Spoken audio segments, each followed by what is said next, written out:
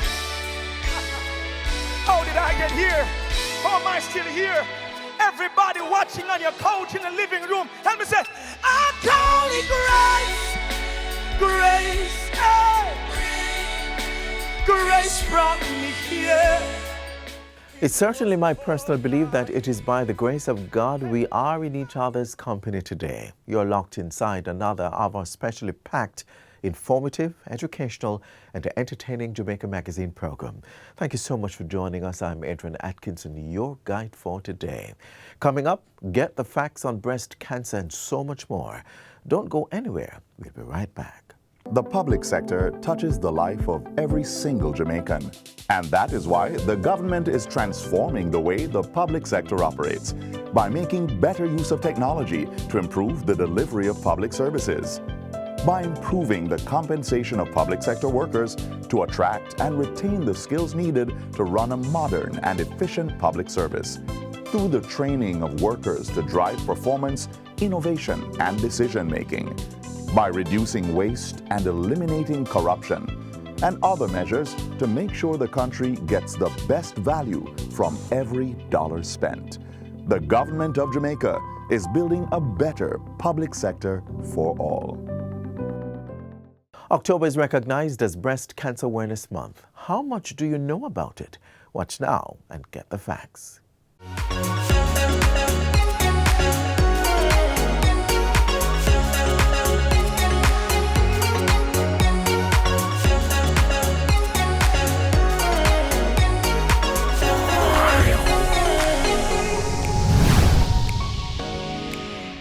Welcome to Get the Facts, the program that provides you with information on government's policies and initiatives. I'm Theodore Henry. October is the month we raise awareness on breast cancer prevention, treatment, and feature incredible survival stories. It's a moment to reflect on the partnership that is necessary to fight this horrible disease. The Jamaica Cancer Society, JCS, is a non-profit organization dedicated to providing services for screening and supporting patients through treatment. Consultant General Surgeon Dr. Hugh Anthony Roberts is a partner of the Jamaica Cancer Society and now joins us to discuss more on breast cancer awareness. Welcome to the program, Dr. Roberts. Thanks, Theo. All right, let's jump right into it. It's scary. The thought of this is scary. Knowledge is a weapon, we hear. So give us a good weapon. A good weapon. A good weapon. Right. So start us from the beginning. How is breast cancer detected, diagnosed? Yeah. So it's usually a combination of clinical symptoms and signs, as well as radiological investigations, and then it's confirmed by a biopsy. So let's start from the beginning. Right. It's obviously the risk of breast cancer, as you probably know, is significantly more in women than it is in men. The classical features are that a woman presents with a painless lump, whether it's mobile, means it can move, or if it's actually stationary, but it's usually a painless lump. And that will lead them to, obviously, if they're seeing their GP or their gynecologist, to have investigations done, which usually comprises of a mammogram, as well as an ultrasound. If they're under the age of 30, it might just be an ultrasound. Oh, okay. But certainly over the age of 30, 35, they'll combine the two, because the problem with the mammogram, even though the technology has improved, is that the sensitivity, meaning how well it picks up problems, is less in younger persons. Even though most radiologists, once there's something there, they will still subject the patient to having a mammogram done. All right. I want to blend something in that, but don't lose your track. Sure. You mentioned under 30, maybe that over 30. So it's not a matter of age when it comes to screening. Well, screening has to do with age, but you are asking me about how is it presented. So I was giving you the clinical scenario when they have something. I still want you to go back to right. that. So there are two ways if you want to bring screening into it. So screening is one way that we try to detect asymptomatic people. All right. But the classical way in which breast cancer presents is with a lump. There are other things that it can present, like a lump under the armpit, which is an axilla. And that can happen at any time. And that can happen as well. It's not an age thing. It's not an age thing. Okay. Even though the risk of breast cancer increases in age, especially over the age of 40. Ah, okay. But there are other factors, as we'll talk about with screening, where we're going to talk about the risk that patients have. So if you go back to screening, and I don't want to go all around the place, the first thing that we have to do is profile the person in terms of what their risk is. The risk returns to other diseases that they may have had, in terms of other breast diseases, if they had radiotherapy, if they had a family history of breast cancer. Those are things that put persons at higher risk. But with regards to the two ways persons could present, the first one is they present with symptoms or a sign. And the most common one, or the most classical one, is a lump in the breast. And it's usually a painless lump. Okay. And then that will lead them to either be investigated by their surgeon, their gynecologist, or their GP. And that investigation usually is going to be a mammogram and an ultrasound. Right. That's going to be performed by a radiologist. And if there's a lesion there, chances are, well, the radiologist will score the lesion in terms of try to give you a predictive value of if it's cancerous versus non-cancerous. And that usually leads to a biopsy. Right. And the most common one that we use, not only in Jamaica and the region, but worldwide, is what we call a core needle biopsy. And that is then sent to the pathologist. It's usually under image guidance. So usually if the mass is detected on ultrasound, the radiologist will do an image-guided biopsy, core needle biopsy. And then you send that specimen to the lab. It takes about 2 to 4 weeks to get back a result, which would confirm that it's cancerous. And then we're going to go on from there. Okay. The converse, which you had mentioned, is screening, Yes. which is what we're trying to do or advocate for, especially during this month of October. We try to at least give people more knowledge about screening. So with breast cancer screening, it doesn't pick up a precursor lesion. It actually picks up cancer at an early stage, right? And that is usually done, again, you profile the patients. The screening tool that we use is a mammogram. We advocate screening in the average population to start around age 40, and it should be done annually after that. But it's also combined with two other clinical stuff that we do. One is breast awareness, and that's being where we advocate for the person to be aware of how his or her breast feel, and we're going to specifically say her because we don't screen in men. Right. Right? And breast awareness is just simply like me asking you to draw everything in your bedroom. You can't. But if I go into your bedroom and I move a chair that's in the left corner to the right corner, as soon as you come in the room, you're going to know that something is different. Right. So we don't want women to actually examine their breasts constantly. But you know how your breasts feel like when you're lying down. You know how your breasts feel when you're taking a shower. There are even instances where it's actually the partner, the spouse, who actually tells you that there's something felt different. So have a sense of what's What it normal feels. and what has changed. And the reason why we use the term breast awareness as opposed to self-breast examination is that the latter actually leads to paranoia. Right? I mean, if you keep on thinking something is wrong, eventually you're going to find something that's wrong, even though it may not be wrong. Right. And then that leads you to undergo anxiety. It leads you to obviously go through all of the other investigations that I mentioned, and you're going to come back with a negative result. So you wasted your time, you wasted your money, and you become extremely anxious. Doc, we're gonna take a break right now. We're continuing this discussion on breast cancer. It's the month for it, and we're going to drill down into some more facts of this disease. Please stay with us.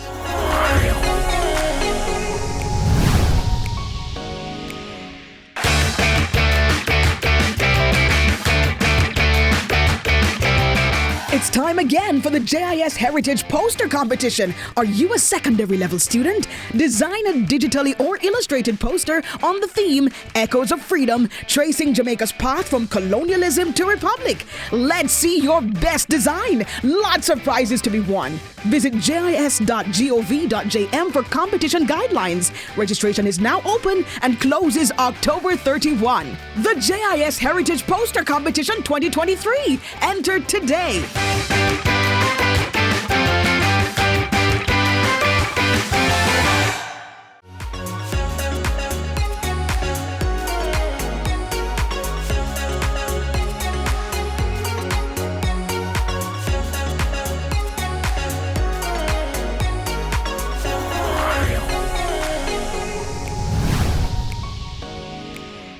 Welcome back to Get the Facts. We're continuing our discussion on breast cancer awareness, and now we will look at the treatment options and upcoming activities for October.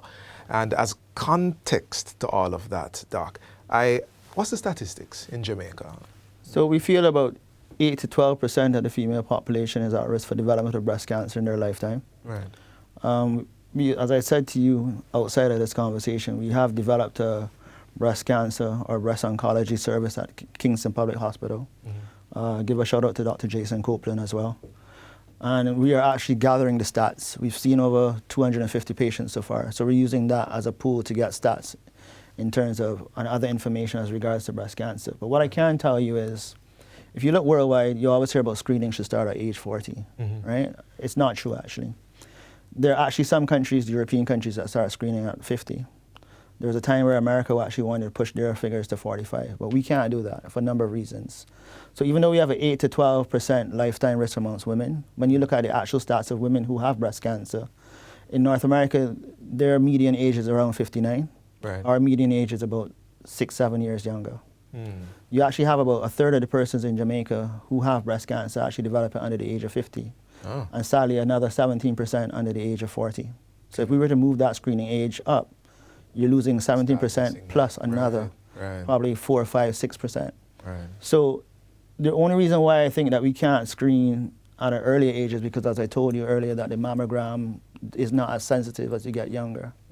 Right? It loses its sensitivity, and that's the primary screening tool, in addition to the clinical breast examination, which is done by a professional, and the women being aware of their breasts. Right. I wanna touch on something here. We've been talking about screening and mammograms, and now we want to talk about treatment. But a question that always comes up is, can it be prevented?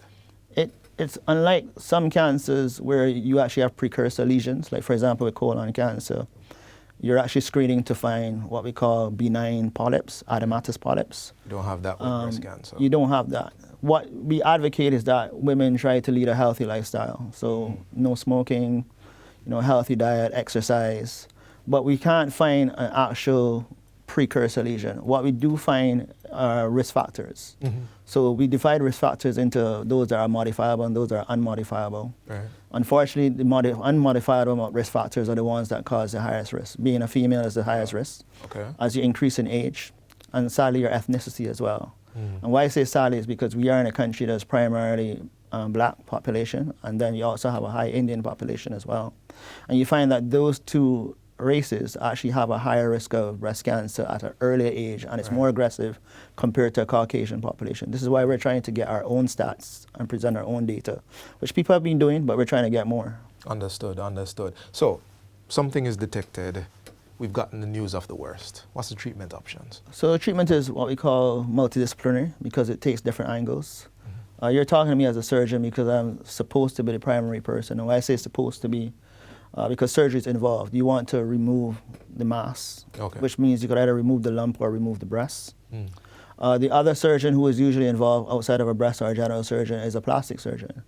Because if anybody is going to have the breast removed, in the 21st century, they should also see a plastic surgeon with the possibility of reconstructive surgery. Right. Whether you use natural tissue or you use implants. Life continues after the process. The heme-oncologist who administers chemotherapeutic drugs, they have a primary role, and you find that their role with breast cancer is actually increasing every year because the drugs are becoming better. And almost every person who has breast cancer will fall into the category where they may need chemotherapy. Okay. What varies is the drugs that they get, as well as how many cycles, meaning how many times they will get chemotherapy.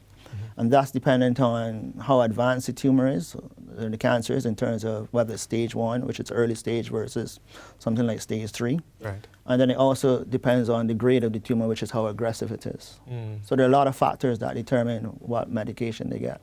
Okay. And then the last person who is really involved in terms of the actual treatment is the radiotherapist. Their role is a little bit more limited, but still important, depending on whether the patients have advanced cancer or if they just remove the lump. Because if you do remove the lump, one of the things that we try to advocate is that you should receive radiotherapy afterwards. Okay. Because that will help to reduce the recurrence of breast cancer developing later on, because you still have the breast there. Yes. Right? There are other persons who are involved that must be mentioned, psychologists. You have local programs like Reach for Recovery, Jamaica Cancer Society, because once you've had cancer, and most women have 2 breasts, so you had cancer in one breast, it means now your other breast is affected. And then you also have the wider population in your family, so your first degree, your second degree relatives are also at increased risk compared to the average population. You know, Doc, I'm listening to the treatment course that you're describing here. Getting sick sounds expensive. Are there any financial support options? So let me say this disclaimer before I start. I do not have anything to disclose. Right? All right. I think health insurance is probably the best way to go. When I look at the stats that came out from one health insurance company, they're reporting that fewer than 20% of the population has health insurance. And the sad part is that I think persons should try to invest in themselves and have their own insurance. So a lot of persons get insurance secondary to their job, which is usually good insurance. Right. But if you worked in a job for 20 years and then you stop working, insurance is no longer present. And you're going to stop working 20 years, means you're 20 years older. Sure. Insurance, at that time, if you decide to take out a personal insurance policy, it's going to be more expensive. So that's one. Two, I work privately, but more importantly, I work with the government. And as you know, the government has put things in place where healthcare is free. Right. It is resource limited, and the volume that we cater to is extremely large. As I said, we do have a breast clinic at KPH, and our limiting factor right now is operative time. So patients are getting seen quickly. A treatment plan is organized for them quickly. The hematologist can administer drugs quickly for those who need it before surgery, but our limiting factor now is operative time, which we're asking for more. Clearly. In fact, this month, what we're doing is actually operating on Saturdays, our days off, to try to actually clear some of the backlog because it's Breast Cancer Month. Gotcha.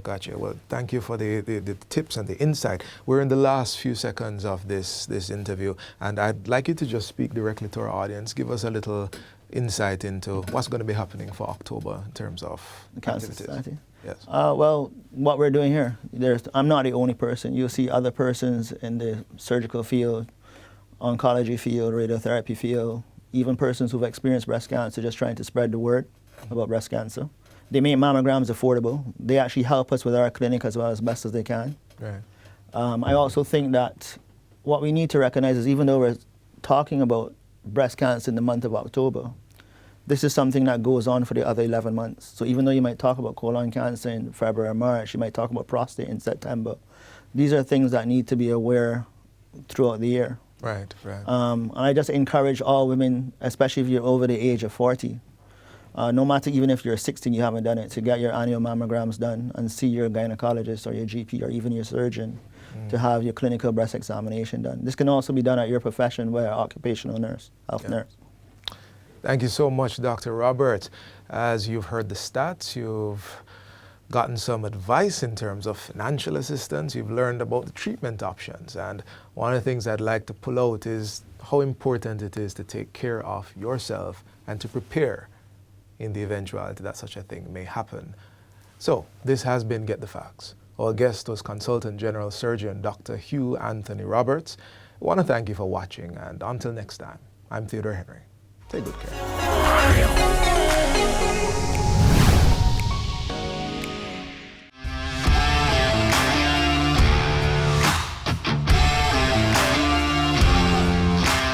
It's time again for the JIS Heritage Essay Competition. Are you a primary school student? Write a 400 to 500 word essay responding to the question, should Jamaica remain under the British monarchy or become a full republic? And win lots of prizes. Visit jis.gov.jm for competition guidelines.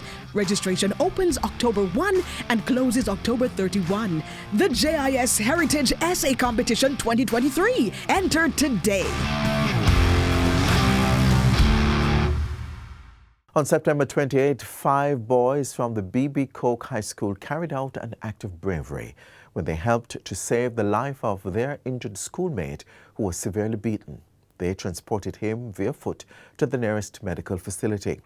Prime Minister Andrew Holness have since met with the young men who were hailed as ambassadors for good.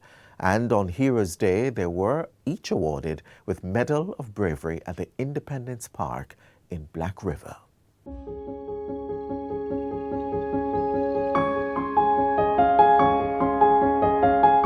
Upon seeing the reports of the gruesome attack on young Jaheem over a very trivial matter, and having seen the videos of the young men who are here with me today who volunteered and assisted Jaheem to the hospital, and having reviewed several such circumstances and situations before, where we're seeing our students being involved in fights that have in some instances taken lives, and fights that in many instances have resulted in serious wounding and damage to property.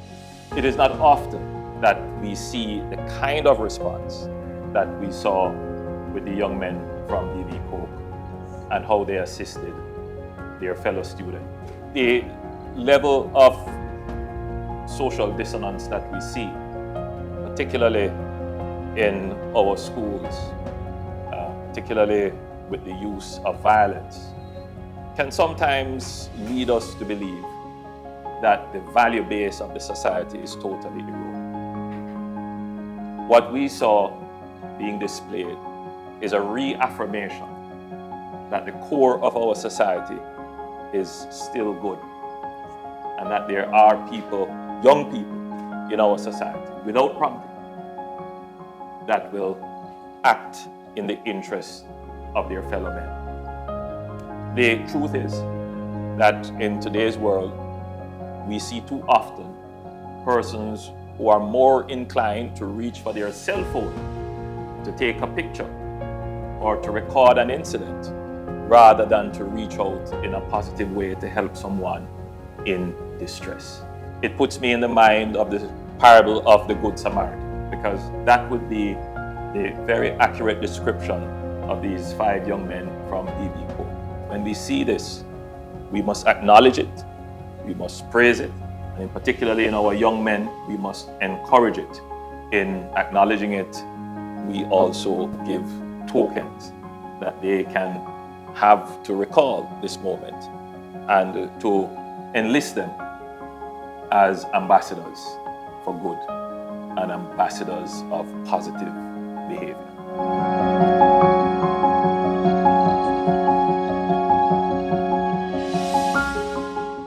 Children, pass it on. Give it, pass it on.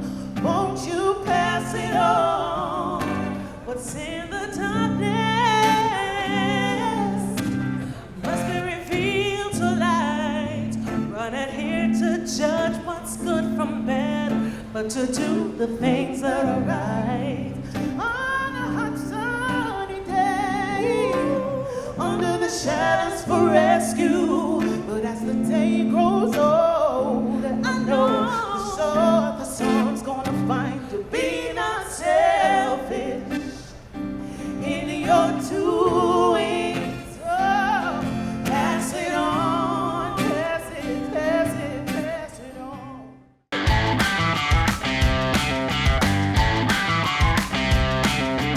It's time again for the JIS Heritage Photo Competition. Are you a tertiary level student? Compose a photo on the theme Echoes of Freedom, tracing Jamaica's path from colonialism to republic, and make your best submission. Lots of prizes to be won. Visit jis.gov.jm for competition guidelines. Registration is now open and closes October 31. The JIS Heritage Photo Competition 2023. Enter today.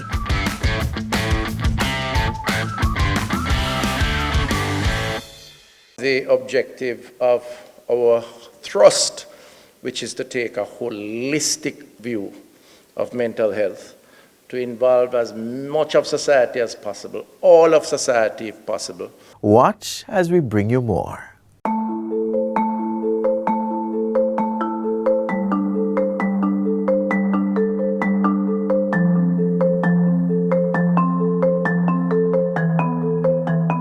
Anyone who talks about suicide will not actually go through with it.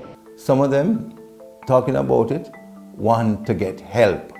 But as they talk about it, they can move from talking to planning to executing the plan. So they must be taken seriously. Persons will tell you that it is not necessary that they want to die by suicide, but they don't see themselves having a way out. And so that is why it is important to come alongside them and help them to find a solution. Anyone who tries to kill themselves must mad. A person who attempts to kill himself or herself should not be labeled as mad. There's a stigma associated with suicide in this nation that prevents people from getting help. We look down on people with mental health, and that's something that needs to change. It is said that about 60% of our persons, or even more than that, have mental health challenges of one extent or the other. Are they crazy? No. they are having a difficulty, they're having some struggles with coping, and they need help to cope. So that is what needs to be addressed, and we need to debunk stigma, because that is why people will not try to get help. If someone is determined to kill themselves, nothing is going to stop them. Many times, persons who are at that place of feeling that I have to complete suicide, it is because they feel rotten on the inside or they feel hopeless. If one can come alongside them and help them to see that there is hope, they will change their minds. And many of them have moved on to being able to manage their emotions, their hurts, and to get help. And some of them are even in the business of helping others. And we celebrate that. People who commit suicide are people who are unwilling to seek help. Many times the cries are there. Many times they are shouting out for help, but we ignore them. I want to ask you, the next time you ask somebody, how are you doing? Stop and listen so that you can hear what's going on in their lives. You could just hear the cry for help. You can reason with them and help them to understand that what you're going through, you may be in the middle of your story and you can get help. Talking about suicide may give someone the idea to do it. We want to handle talking about suicide carefully. We should not romanticize it. We need to talk about it appropriately. And I say to us, never ever talk about suicide without directing the person to where they can get help. The Ministry of Health has a helpline, and that is 888-NEW-LIFE. That is 888-639-5433. And also Choose Life International offers help. That is 876-920-7924. And there are many other counseling agencies where people can get help. We talk about the causes, we provide reasons for help, and we have to manage that carefully. If we talk about suicide and talk about how persons can be helped and how they can find hope, then persons are likely to reach out for the help and the hope. And that kind of conversation will not make them suicidal.